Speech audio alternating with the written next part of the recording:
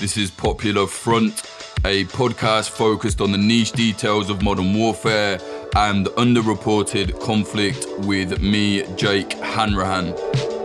Today we're speaking to journalist Luis Chaparro. He's going to be talking to us about the chaos that ensued in Mexico when the son of cartel kingpin El Chapo was arrested at the start of the year. You might remember 2 years ago, Mexican authorities tried to arrest the son.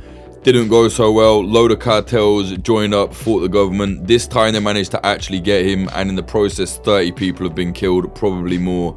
Luis was there on the ground. He's going to talk to us about what happened. If you want to support us and you want more, go to patreon.com/popularfront.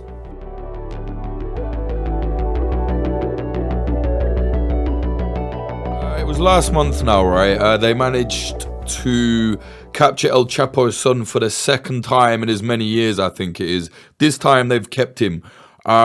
Before we go into the kind of chaos that ensued after that, maybe just give us a rundown of what happened. How come this time they managed to actually get him, and what happened the first time when they had to give him back, as it were, to the cartels? Sure, definitely. So Ovidio was attempted to be captured in 2019 by the Mexican government. Oh, was that long ago? Basically, yes, exactly. And it was a really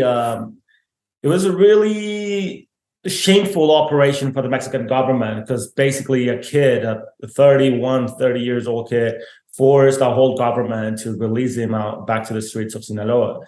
Of course, he used 100 or 200 henchmen to make chaos around the city, to break inmates out of the local prison, to start fighting everyone. And at the end, what did the trick was that they sprayed gasoline to the soldiers' family's house in Culiacan, and threatened with setting everyone on fire if they didn't release Ovidio. So we're talking about like a pretty violent faction of the Sinaloa Cartel, right? Los Chapitos, the four sons of El Chapo Guzman. And what happened in this January, the 5th of January, 2023, so they managed to locate Ovidio. It's not that he was really hiding, honestly, because everybody knew where he was living. Everybody knew that he was up there in Jesus Maria, especially because he was very flashy with his vehicles, with the kind of life he had up there. His mansion, I mean, it's a huge house that stands out in all of the other humble houses in Jesus Maria, and also because of this narco corrido, this drug ballad El Raton, which became pretty popular after his failed arrest in 2019. And they said that he was living in Jesus Maria in his same narco corrido. It just occurred to me. For anyone that doesn't know, maybe let's explain who El Chapo is, because he's kind of almost like part of the pop culture now surrounding this whole situation. But for those that don't know, maybe let's just go over it. Like, why is El Chapo's son relevant? Because of El Chapo. Who was he? Definitely. So El Chapo was probably one of the biggest drug traffickers in the world, at least one of the most known. He was one of the founders of the Sinaloa Cartel, along with El Mayo Zambada, who is still at large. And I think El Chapo grew so much on the popular culture after breaking out of jail for two times. We're talking like he broke out of jail from maximum security prisons in Mexico. And the other thing is, he didn't just break out, he just tunnel with a motorbike underground to escape on the second time. So, and the first time he got out from the front door. So his escapes have been really, cinematic. And I guess the other thing is that the last time he was captured was because he was trying to make a movie on his life, like a biopic, with Kate del Castillo and Sean Penn, and he had them both at one of his ranches up in Sinaloa. So yeah, I mean, he was pretty much, I guess, the flashiest of them all. Yeah, and Sean Penn really fucked that up. And in terms of El Chapo, how influential actually was he as a drug cartel boss? I hear all these stories. He was this big, he was that big. Then other people I know from Mexico are like, he wasn't that big, but you never know what's the truth. Definitely. I mean, it's hard to say like what was his extent, but what I do think is that El Chapo was mostly the face for the Sinaloa Cartel. I mean, he was blamed for being responsible for like what 90% of all the cocaine and heroin getting to the U.S. during the days he was, or the years he was active. But again, after he was captured and sent to the U.S. extradited, I mean, cocaine export to the U.S. is at an all-time high. Heroin keeps flowing. Fentanyl is still booming in U.S. cities. So I guess his influence was pretty much the same influence as any other drug trafficker in Mexico. I think his alleged capability of corruption, of getting everyone on his pocket, has more to do with how a whole system in both countries, Mexico and the US, used him as a facade to keep a corrupt system going on. Right. So his son basically has the same role, or did, I guess, until he was arrested recently, or is he doing something different? Yeah. So what happened is that his four sons inherited his Chapo's faction, right? When he was arrested for the third time and then extradited to the U.S., his four sons, Ivan Archibaldo, Guzman, and Jesus Alfredo, and Joaquin, and the youngest, Ovidio Guzman, they all inherited his whole business, contacts, operations, with the oldest one on top of that organization, Ivan Archibaldo Guzman. And basically, they kept operating the same routes, the same businesses, the same, basically cities that they were pushing drugs into in the U.S., and the same providers in Mexico and Colombia. The only difference, I think, is that the Sinaloa organization, if it's still to be called like that, I think it got demoralized more than fractured by the arrest of El Chapo. As many of you guys might not know, but I'm pretty sure that you know that this guy called Damaso Lopez, who was El Chapo's compadre, the godfather for his sons, and the one who broke him out of jail. He was the director for that prison where he first escaped by the front door. He thought that he was gonna inherit El Chapo's place in the Sinaloa Cartel, and that didn't happen. I mean, his sons inherited the place, so he started a super violent and ruthless fight against Los Chapitos, and they went all in against them, to a point where he had to go himself and turn himself into U.S. authorities. His son as well, El Minilik, the son of Damaso Lopez, had the same faith. And so that also kind of like made things shaky between the other faction leaders, right? Like El Mayo Zambada, even El Guano, which is Aureliano Guzman Loera, El Chapo's brother.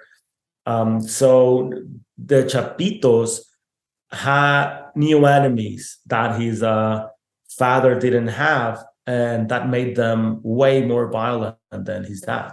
It seems to be the way. Always the young ones want to come up and go crazy and do more violence. You know what I mean? Yes, it definitely feels like that. I mean, the sons of El Mayo as well, they've been pretty violent. And the son of El Guano, El Guanillo, it's also known for his violence. I think it's because they didn't face, the old times of these old timers, right? Like El Chapo or El Mayo, where they come from somewhat peaceful places, like these small rural towns like Badiraguato, La Tuna, El Álamo, which are basically rural small places. They grew up negotiating, using violence as well, but to a certain extent.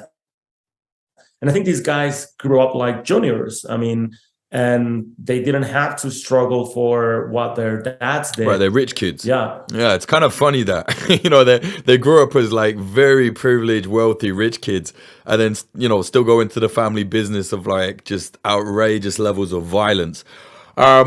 How influential is the Sinaloa Cartel now? I know, obviously, like a decade ago now, they were one of the biggest, I think. But now you got like CJNG and all these Jalisco and all these other, like, I don't know. I don't even call them cartels now. They're like narco militias to me. You know what I mean? How big is Sinaloa right now, and how big of an impact is El Chapo's son's arrest again? So I think what ended up happening is that Sinaloa grew up so much, basically up until the early 2000s.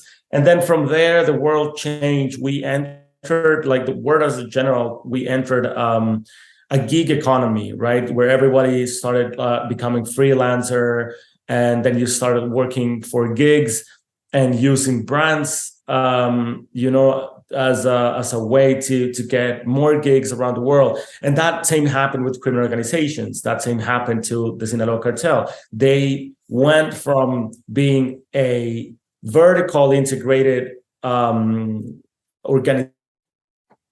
organization to a horizontal integrated criminal organization with a bunch of gig workers, sort of like freelancers. Most of their providers of precursors to make methamphetamine, fentanyl, cocaine are the same providers for other cartels that are basically rivals, like Cartel Jalisco, Nueva Generación, the CJNG, and several others. Even sworn enemies of the Sinaloa Cartel, like the what is left from Los Zetas or Cartel del Noreste.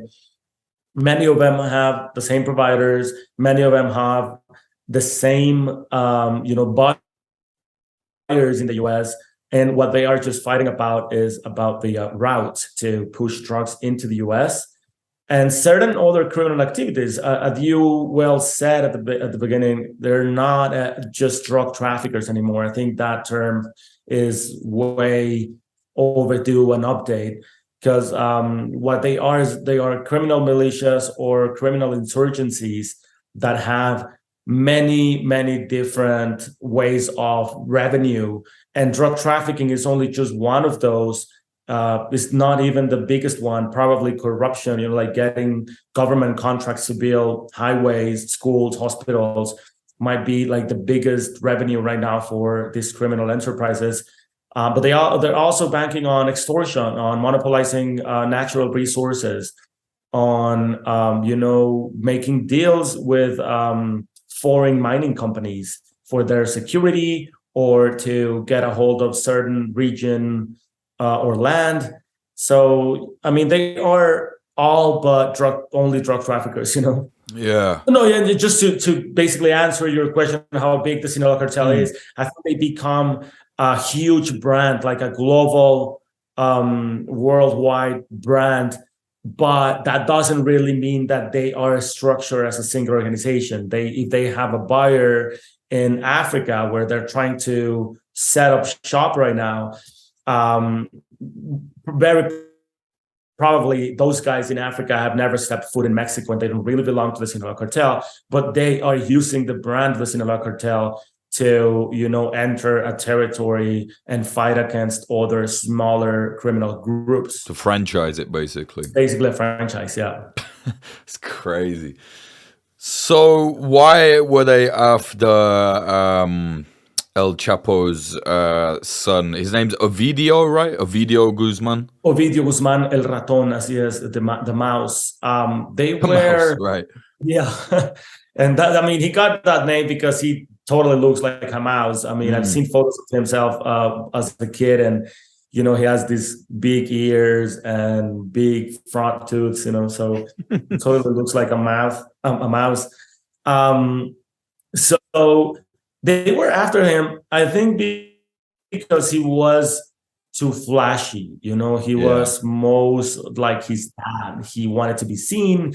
He was driving around Culiacan, where I know everybody is on the payroll. Those Chapitos own that town, and the government knows that. But they have an agreement where they have to, not be so flashy in the city, and the government will make as if they don't exist. That's basically the agreement they both have. They can operate, they can still do all their shit as long as they're not putting it, too on their faces, because that's going to create problems higher up on the government's hierarchy. So I guess Ovidio, because he was the youngest, he was also, and this is probably just coming from what I understand, El Chapo's favorite. He wanted something very different for Ovidio. He was the only one who was sent out to a very private and exclusive elementary school in Mexico City when he was a kid, out of Culiacan. Like in contrast of what he did with his other sons, that he just kept in Sinaloa and started, putting them in charge of certain areas of his own operations. But he wanted something different for Ovidio. So he grew up more, as a preppy kid. And he was becoming very flashy in Sinaloa. He closed partially the city the day he got married in Culiacan, because he wanted to enter the church peacefully with his wife, who is also she's also part of that Sinaloa Cartel royalty. She is the daughter of one of the top traffickers in Sinaloa as well, the Mesa Torres family. And so he basically shut down half of the city with 100 of henchmen in a show of power during all the hours he was inside church getting married. And I think that put, a sentence on him. He's throwing his weight around too much, basically. Yes, exactly. Yeah. I mean, there are tales in Culiacan. There is only one Starbucks in one of the most, like wealthy areas in the city. Culiacan is the cradle of the Sinaloa Cartel. That's the main city in Sinaloa. And there are tales that he was, he went for his Starbucks using the drive-through with his G-Wagon and followed by other 40 pickup trucks behind him, So he was putting himself very much out there, and that made him a target for the Mexican government until 2019. And then he made the government look so bad that he became even a bigger target by then. Yeah, it's very big rich kid energy doing stuff like that. I can imagine how, even cops that are maybe crooked would be like, fuck this guy, like we have to do something about him. They came for him. The first time, I believe it was. Is it true that it was kind of an accident? They didn't know he was going to be there this time in 2019. I don't think so, man. I think that there's a lot of rumors that they just bumped into Ovidio, but I mean that's not what really happened. There is a military base in Culiacan, and so all of those soldiers that were after him, they knew that he was living there. They knew that he was around the city. Probably they knew who he was, but probably they weren't expecting for him to be in that house, because that was not his house. That was his wife's house. So they probably followed a couple of armed men, pickup trucks, and they stumbled upon Ovidio. So they weren't really ready to grab him. They knew who he was, but probably not expecting him. They jumped the gun a bit. Yes, exactly. And you can tell that because they even allowed him to make a call to his older brother to stop the fucking, mayhem he was creating around the city. And you can see those videos where Ovidio is calling his brother and saying, hey, come on, stop everything now. So, the Mexican government was absolutely not ready to get Ovidio. They just gave him back, right? They were like, have him back. Exactly. I mean, they were just like, fuck, we already messed with them. We look so bad on the world's eyes. So now we have to go and get him. But it's, I mean, and this is, again, just my opinion. I think it's very, very probable that Ovidio is going to be released under a legal figure not far from today, Yeah, well, let's talk about what actually happened then in January of this year. They get him again, but this time they came in a lot more prepared. But there has been real chaos. I think like 30 people I think I read were killed like that day. What happened? So that day, the operation started like 4 a.m. My sources inside the Sedena, the defense ministry in Mexico, told me that this was the third time that they had the green light, but the other 2 times before, they stopped the operation last minute for one thing or another. But they were following him 6 months prior to the January 5th. What the Mexican government did is they started sending unmanned planes, basically drones, to watch over his house in Jesus Maria and to watch over his movements and all that stuff. And they were just waiting for a right time to capture Ovidio. And they thought that on January 5th was the right time because I guess Ovidio knew that if he had during the holidays, if he had his family up there, by New Year's Eve or Christmas Eve, he was going to be, probably someone else was going to expect that to happen. So he was living at another unknown place during the holidays. His family was still in Culiacan, his 3 daughters, his wife, and his mother. And a week after New Year's, 5 days later, he decided that it was a good time, to bring his family over and have a small gather up. So, they had a small party. They ordered food and they had like service, all around the house and everything. And they went to sleep. And I guess the Mexican government decided that 4 a.m. was a good time as any to raid his house because everybody was asleep. Even his henchmen who were there during the whole night, awake and everything, they were taking a nap. It was 4 a.m. Nothing was happening. It was just a regular day. And the Mexican government was pretty smart about the way they did that operation. Basically what they did is days prior, they started sending one by one soldiers to hide in the mountains. They were hiding inside transport buses that came in and out from the city, dressed as civilians. So once they arrived to Jesus Maria, this small town in the north of Culiacan, they jumped out of the bus and then went into hiding, the hills right behind Ovidio's house, until there were probably 20, 25 of them already hiding there. And Ovidio had 19 security rings. That means 19 different checkpoints conformed of 20 to 25 sicarios each ring. So the Mexican army arrived to the outer security ring and started a gunfight against his henchmen, the guys who were at the outer circle, right?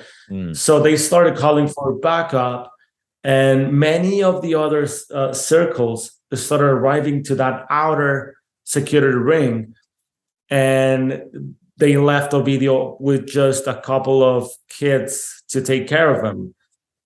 They tried to take him out, but the Mexican government was already inside his front porch, his front yard. And what this source tells me is that within the first 10 minutes, Ovidio was taken out by a helicopter from that town straight to Mexico City. Now, the gunfight lasted for probably more than 10 hours, according to local residents. They said that the Mexican government stayed fighting the hundreds and hundreds of henchmen of Ovidio. And those guys also put out the big toys. They put grenades all over the airstrip in the local airport. They burned cars, burned the buses. The official outcome was 29 people killed, 19 of them sicarios, 10 of them Mexican military members. But the residents of that town I was just there probably a month ago, and the residents of that town told me that they have a lot of kids disappeared, that they can't find over 20 to 25 kids that were they're accusing the Mexican government of taking those kids and disappearing them in the hills, probably kill them and then just throw them out in the mountains. That's actually like a pretty likely thing that would have happened from the Mexican police, right? Absolutely. I mean, it wouldn't be the first time that they grab, kids from a town that they think are, part of a criminal organization and then kill them and throw them out in the mountains. Yeah. Fuck.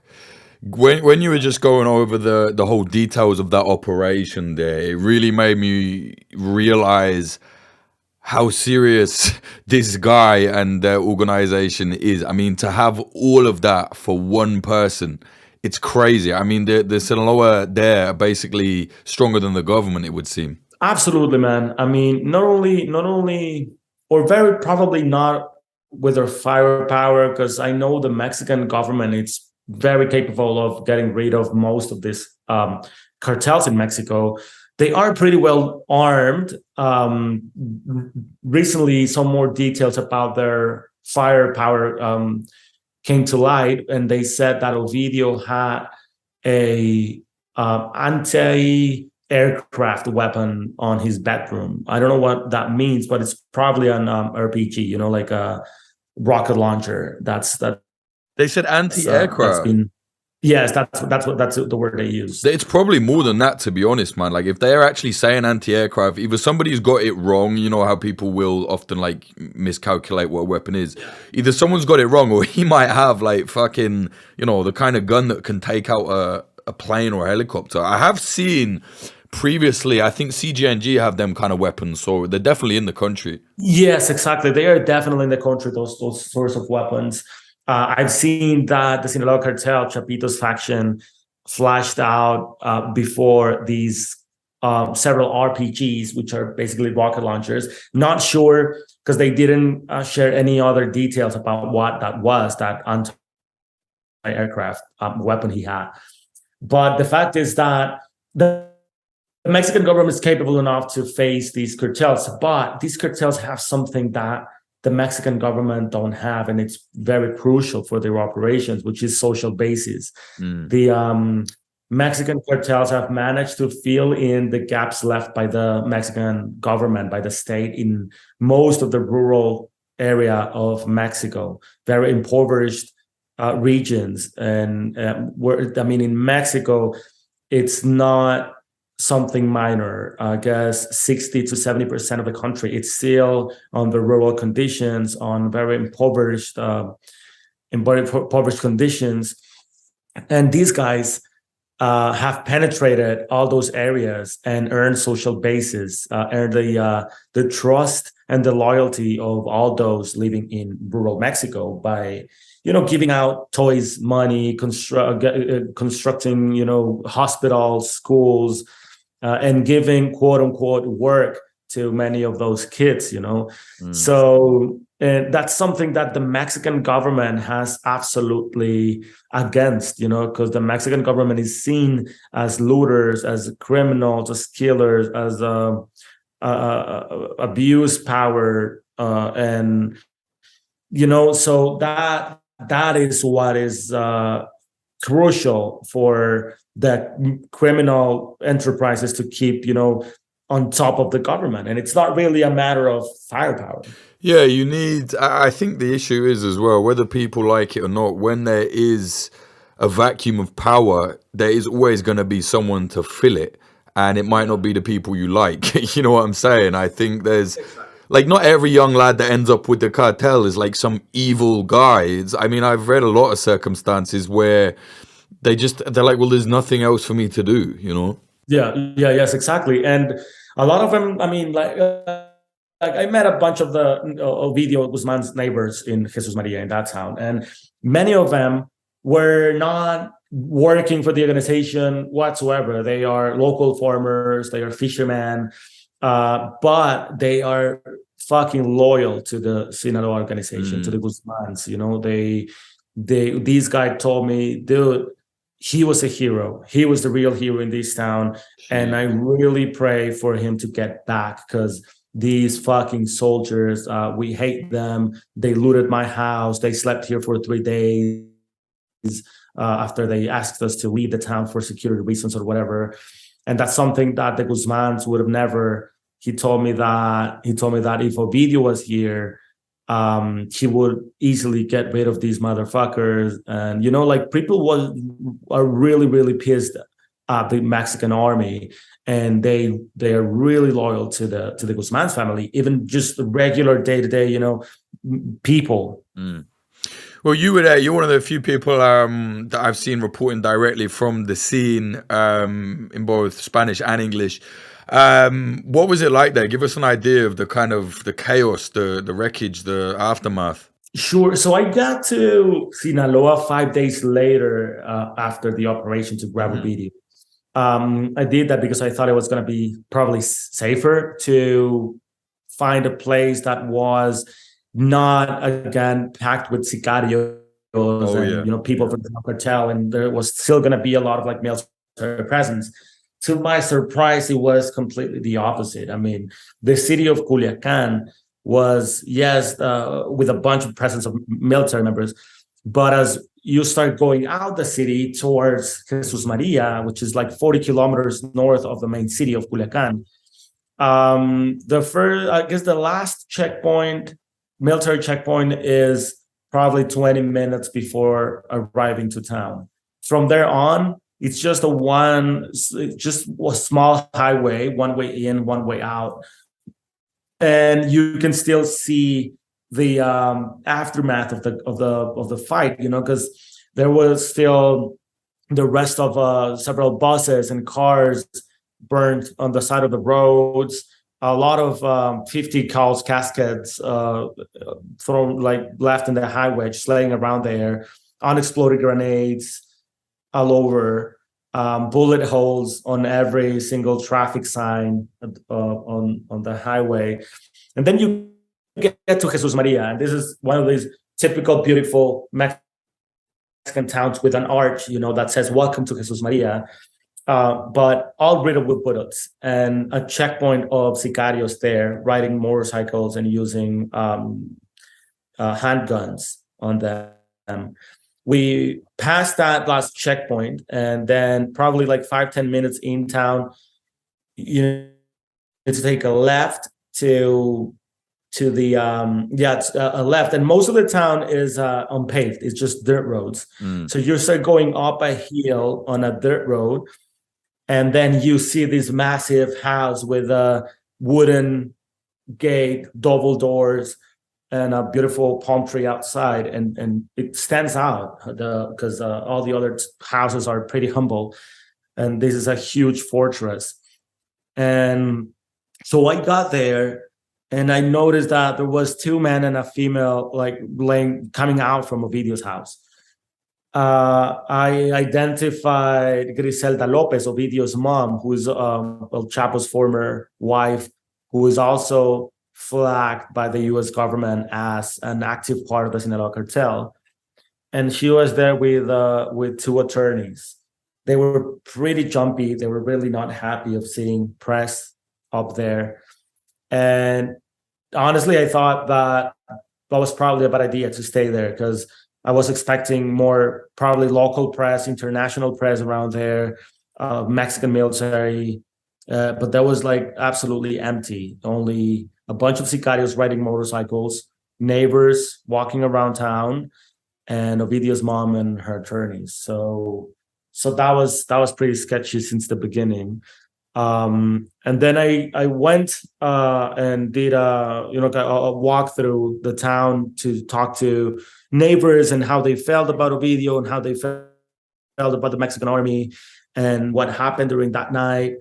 And the next day, they started telling me about all these kids that are missing, and how the Mexican military shot a 12-year-old kid just because he was walking out in town trying to get food. Like, he was walking to a local store, and they shot him, and he's still in the hospital.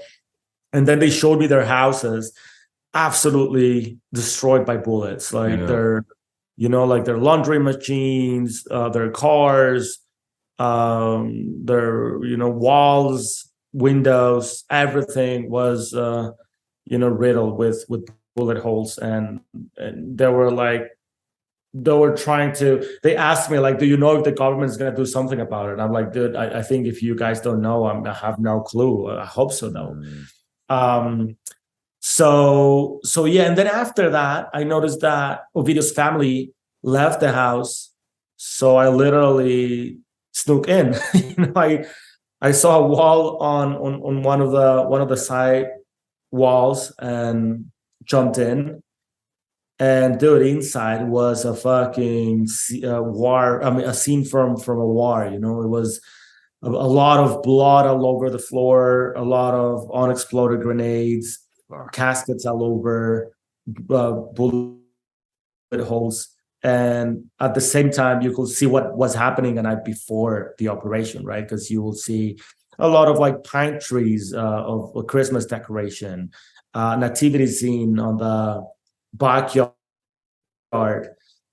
food, bottles of wine, bottles of baby milk, so it was absolutely shocking to be inside Ovidio's house. Can you tell even then in that state though that like this is a rich guy, he was living it up? Yeah, I mean, you could tell that he had a ton of money. Starting from his front yard, he had these brand new G-Wagon and another Mercedes, and then the house itself, it's huge with two parking lots, one outer parking lot for his henchmen to be watching over the property, and then an inside parking lot where he kept his Mercedes, and then walking in, he had this massive living room, state of the art, very minimalistic decoration, white furniture with mahogany, marble floors, then like open spaces concept, then a massive kitchen at the end, a beautiful kitchen with beautiful appliances, everything brand new. And then on his room, he had branded pillowcases, with his initials and his wife, A and O, Alejandra and Ovidio. His daughter's room had these beautiful individual beds with like a pink Mickey Mouse silhouette on the back. I guess a reference to El Raton as well. They were right, the mouse, right? Yes, exactly. So, and then he had a huge circular bathtub controlled by like an iPad or something, and then a walk-in closet the size of a regular room, and I could see that all of the boxes containing Balenciaga stuff, very exclusive, sneakers, shoes, jewelry, watches, like these Rolex watches, everything has been looted, and the neighbors said that it was the Mexican government who took everything, everything they could put their hands on. But he was definitely living in luxury, even though he was hiding out there in that small town. His house was absolutely huge. Interesting. The US government is trying to extradite him. I think last time I read this morning, they haven't managed to do that. I think the judge in Mexico said no. You said earlier you think they might actually release him. Why is that? Yeah, I mean, the US, of course, had an extradition order against Ovidio. His attorneys were pretty quick to set a legal figure to stop his immediate extradition. That gave them 60 days without the possibility of him getting extradited. And during those 60 days that are still not over, they submitted another legal artifact to stop his to definitely stop his extradition. So that made both extradition request by the U.S. Useless, right? He's not going to be extradited under that request. Now, he has another order for his extradition from 2019.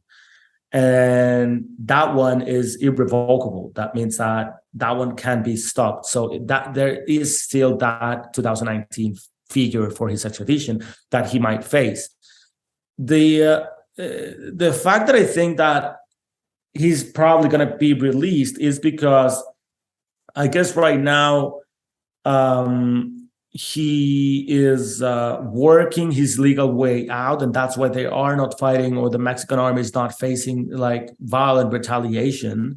And I guess that's why the families and the attorneys were at his house gathering, basically evidence to sue the Mexican government for abuse of power and for stealing and who knows what else. So I'm pretty sure they're going to sue the Mexican government, and Ovidio has a lot of possibilities of getting out. If not on the next years, I mean, we're going to have elections on 2024. So they'll probably wait for this government to step out and start putting money on what they think is going to be the next candidate to president. And then, be on their good side and have a legal figure and have him out. That's one of the possibilities. The other possibility is that he actually ends up on facing the U.S. justice system, because I know that that's not going to happen during this administration. Mexico's president, Andrés Manuel López Obrador, has been very clear on his foreign policy, and the security policy between Mexico and the U.S., it's at its worst. Mexico rescued a drug trafficker accused chief of military from the hands of the DEA in last year. They arrested him in LA, the LA airport, and Mexico threatened to kick out all foreign assets in Mexican soil if they didn't release these chief of the Mexican armed forces. That made a very tense relation between both governments, and Mexico is now trying to make a point of sovereignty, right? Like, we're sovereign and we're not taking requests from the U.S. or whatever, and that means that probably Mexican president will want to keep hands on Ovidio, other than send them to the U.S. to face the justice there. He was going to want him to serve justice here. But yeah, I mean, next year we have elections, and that could definitely change, right? If a new president comes in and he starts a better binational relationship with the U.S., I mean, it's very possible that if Ovidio is still in jail, he's going to be extradited. Yeah, it's a weird situation, to be honest, considering how much power he has. But then, the most powerful country in the world is trying to get him, and he's still there. Like, no, he's not going anywhere. It's fascinating when you look at it like that. They have not just power on the street, but power internally, Yes, exactly, man. And again, I mean, they have all the fucking money in the world to pay for good attorneys, Yeah. When he was first arrested and they let him go years back, there was crazy footage of all different cartels. I believe at the time, some that weren't even friendly with Sinaloa Cartel, kind of coming to his aid, turning up with weapons from God knows where, firing up, shooting everything. It was crazy. It was like Mad Max looking shit. Did that happen this time again, or was it just Sinaloa defending him this time? No, I think it was also Same, the other faction. So Mayo faction stepped in, his men stepped in. I mean, but I think this time around it was too late. The operation lasted like too little to set him free. Yeah. Seems like the Mexican government learned from the mistakes of the last one, at least. Yes, exactly. They knew that. I mean, these guys inside the Mexican military who spoke with me, he told me that the orders were to grab a video within 10 to 15 minutes. Otherwise, they're going to have to set him free again. And that would be a double fucking shame for Mexican government, Right. Yeah. Okay, mate. Is there anything else you want to add before we go? I don't think so, man. I think it's going to be interesting to keep an eye on what happens specifically with the Sinaloa Cartel, because I think this is going to demoralize the organization, and I guess in no time the head of security for Los Chapitos, El Nini, which is a major target right now in Mexico, is going to fall down also. And let's see what happens with the Mayo's faction, right? Because, I mean, he's not taking any hits from anyone. All right, bro. Where can people find your work on this? I'm trying to put out more of these stories on my YouTube channel, which is at Luis Chaparro, my first and last name. And yes, I mean, every Sunday I'm putting up like new videos, new debriefs on what is happening with criminal organizations in Mexico. Spell that for people, because there's going to be a lot of people listening to this and they won't know how to spell that if they want to find it on your YouTube. Totally. It is Luis, and then my last name, Chaparo. And that's pronounced Chaparro. Chaparro, yes. Brilliant. I want to get it right. All right, bro. Thanks very much for that. Really appreciate it. Thank you very much, man. It was a pleasure. You're doing a great job with Popular. Thank you. I appreciate it.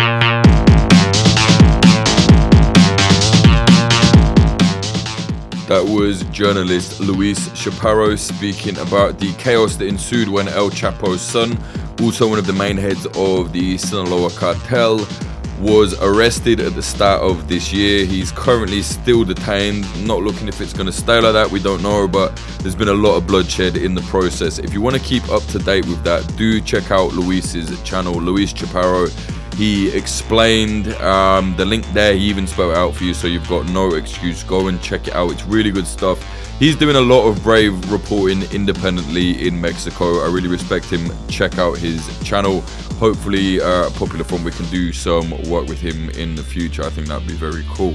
To support us and to get yourself lots and lots of extra content that you won't find anywhere else, go to patreon.com/popularfront.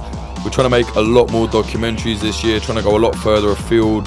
Some very unique documentaries planned that no one else has done. To do that, we need to keep things funded, and as you know, we do not accept corporate sponsorship or any fucking corporate bugmen type freaks into our organization. So support us, patreon.com/popularfront. The more we make there, the more we can put out. Ask anybody. That is definitely how it's been going. We'll be 5 years old in May. Hopefully this year can be the biggest yet. Thank you to our sponsors. They are Oracle Coffee Shop in Portland, Oregon, USA. They're an independent coffee business selling only fair trade products. See them at 3875 South West Bond Avenue, 97239. Also, thank you to Grindcore House, a pair of independent coffee shops in Philadelphia, USA. One in South, one in West. You can find them on social media at Grindcore House. And thank you to Propagandopolis, an outlet selling and writing about historical conflict propaganda from around the world. You can buy prints at propagandopolis.com. Use a promo code POPULARFRONT10 for 10% off. You can also buy merch at our shop, popularfront.shop.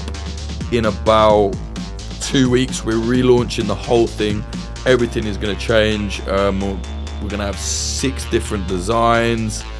The zine is going to be compiled into an anthology, so all 3 copies will be on sale as an anthology.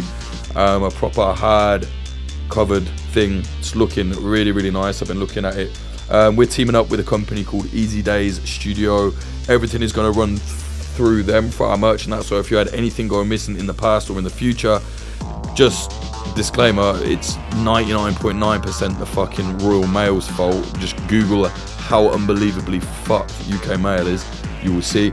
But yeah, if anything goes missing or has gone missing, we will have a dedicated customer service person that will be able to sort all of that out, reimburse you, get you better stuff, get you shit sent back to you.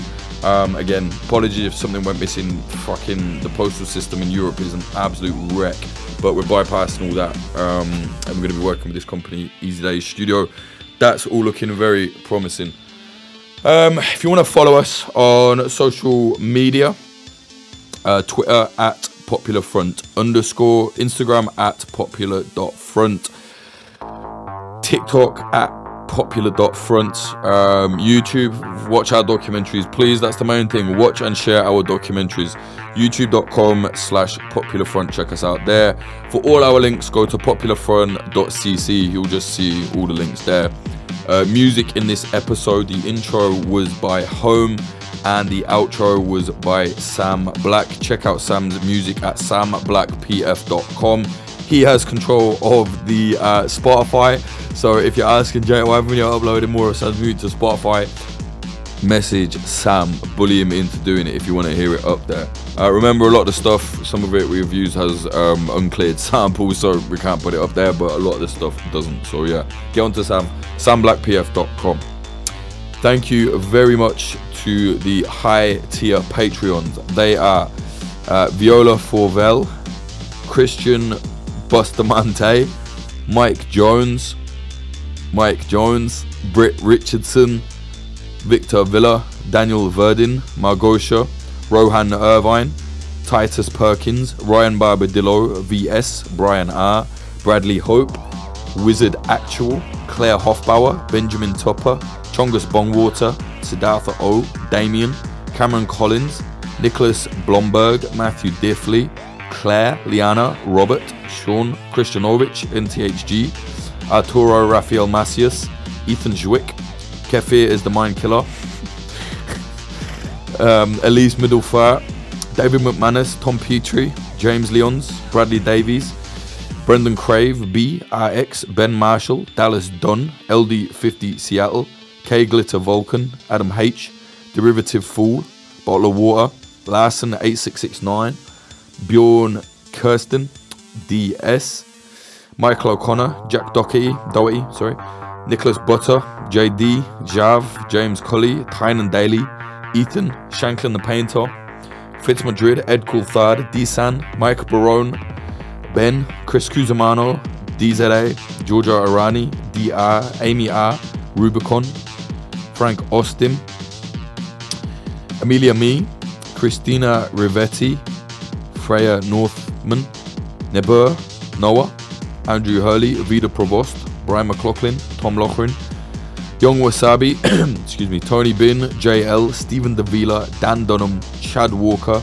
Lawrence Abrahams, Peter McCormick from What Bitcoin Did, Christopher Martin, Ryan Sandercock, and Maurice Zumbul. Thank you all so much. If you want to keep this going, patreon.com/popularfront or patreon.co/support. Cheers.